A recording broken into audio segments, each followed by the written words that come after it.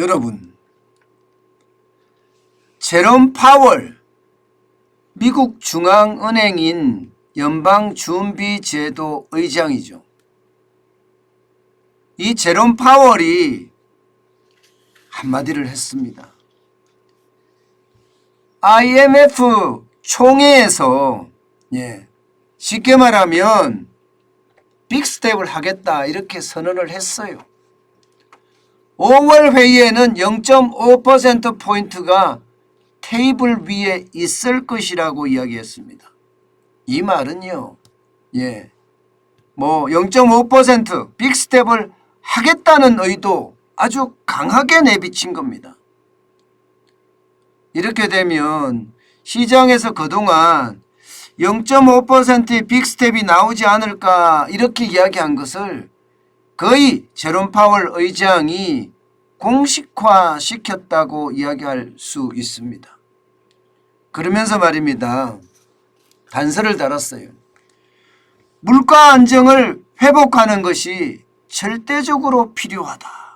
이렇게 말입니다.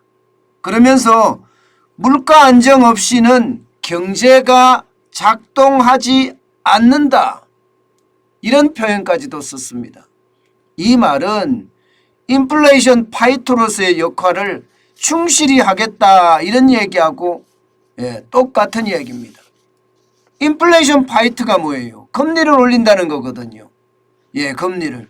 지금까지 시장 전망치는 0.5%씩 계속 금리를 올려서 빅스텝을 하겠다 이런 그런 전망이 계속 있었거든요. 올해 안에 적게는 1.8%부터 시작해서 많게는 3.5%까지 금리를 올린다. 그런 시장의 전망들이 난무를 하고 있습니다. 그런 와중에서 제롬 파월 의장이 0.5% 안도 테이블 위에 있을 것이라고 이야기를 하니까 시장은요, 쉽게 말하면 깜짝 놀란 거죠. 미국의 중앙은행이면 우리의 한국은행하고 똑같잖아요. 그러면 우리는 금융통화위원회의 이 수장이 한국은행 총재입니다. 마찬가지로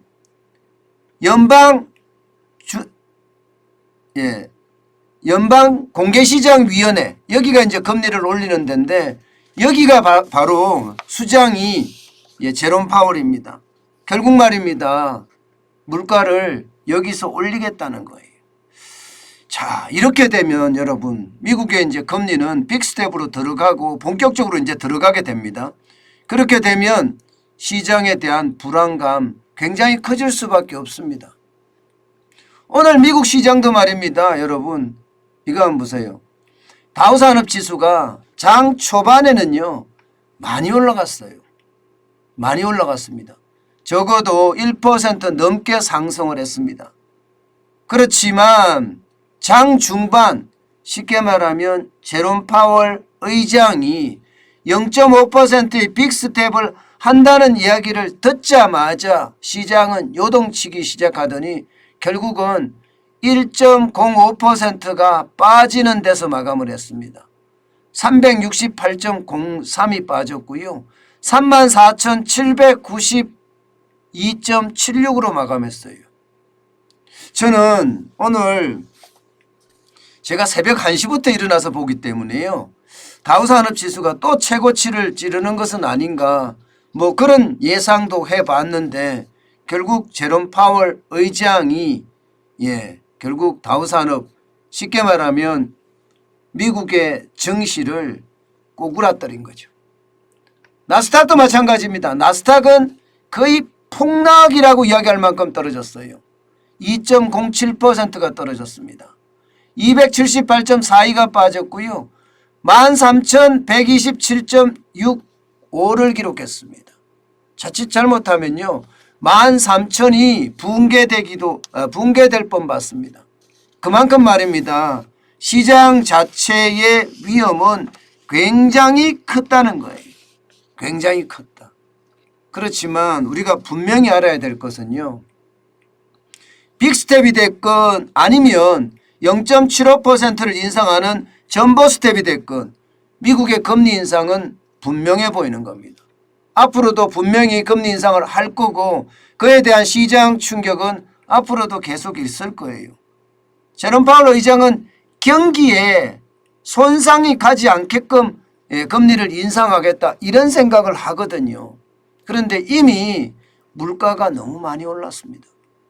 물가가 3월에 소비자 물가가 8.5%가 올랐기 때문에 이 수치는요 1970년대 오일 쇼크 이후로 최고치거든요. 그렇기 때문에 경기에 손상을 주지 않으면서 물가를 잡을 수 있는 방법 과연 있을까? 대부분의 전문가들은요 경기에 손상을 주지 않고 물가를 잡을 수 있는 방법은 없다 합니다. 그만큼 물가가 지금 많이 올랐기 때문에 적당한 선, 예를 들어서 목표 물가가 2%, 일반적으로 2%가 물가가 올라줬으면 좋겠다. 그래야지 경기가 잘 돌아간다. 그래서 일반적으로 2.2%를 목표 물가 지표로 삼고 있습니다. 그런데 한 3% 정도 올라갔을 때 이때 이제 금리 인상을 하면서 뭔가 시장에 신호를 줬으면 그때부터 연착륙의 방안도 마련이 됐을 수도 있다. 그러나 미국도 금리 인상 시기를 놓쳐서 지금 소비자 물가가 8.5%까지 올라간 거다. 이렇게 시장 전문가들은 이야기하는 사람들도 있거든요. 그런 상황에 비추어 보면 말입니다. 미국은요. 결국 말입니다. 경기에 손상을 주면서까지 물가를 잡아야 되는 그런 상황도 분명히 올 겁니다. 그렇게 됐을 때 이 미국의 금리 인상은 빅 스텝이 아니라 전보 스텝이 일어날 수도 있고요. 전보 스텝이 안 일어난다고 하더라도요. 자이언트 스텝이라고 해서 이번 달에 0.5% 다음 달에도 0.5% 올리는 어떤 그런 상황이 되지 않을까. 그러면 시장에 대한 충격은 그만큼 크지 않을까. 그렇게 예측하고 있습니다. 물론 돈을 워낙 많이 풀었기 때문에 경기가 좀 침체된다고 하더라도 시장은 그렇게 크게 영향을 받지 않을 거다 하는 그런 전망도 있습니다. 그러나 금리를 계속 올릴 때는요. 그 금리를 버티지 못하고 결국 말입니다. 경기가 연착륙할 수밖에 없는 그런 상황이 되지 않을까 그렇게 예측을 합니다. 실제로 말입니다. 폴 볼커가 있었던 1970년대 80년대 초 당시도 말입니다.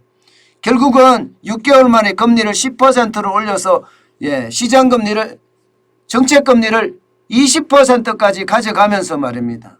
시장은 아우성이 터졌거든요. 엄청난 아우성이 터졌습니다. 저는 그런 아우성 미국 시장에서도 8.5%라는 금리 소비자 물가 인상률이 결국 가져올 거다. 그렇게 예상합니다. 그러니까 여러분 시장에 대한 전망은요. 생각했던 것보다 그렇게 좋지는 않습니다. 통화량이 떠받쳐 주는데 유동성이 떠받쳐 주기 때문에 지금까지 버티지만 금리를 계속 올리고 양적 긴축을 굉장히 빠른 속도로 이어가게 될 경우에 결국 말입니다. 경기에 대한 충격은 어쩔 수 없는 부산물이다. 저는 이렇게 생각을 합니다. 때문에 그에 대한 대비책은 반드시 제가 현금을 쌓아라는 이야기를 자꾸 하잖아요. 그게 필요할 때가 아닐까 싶습니다.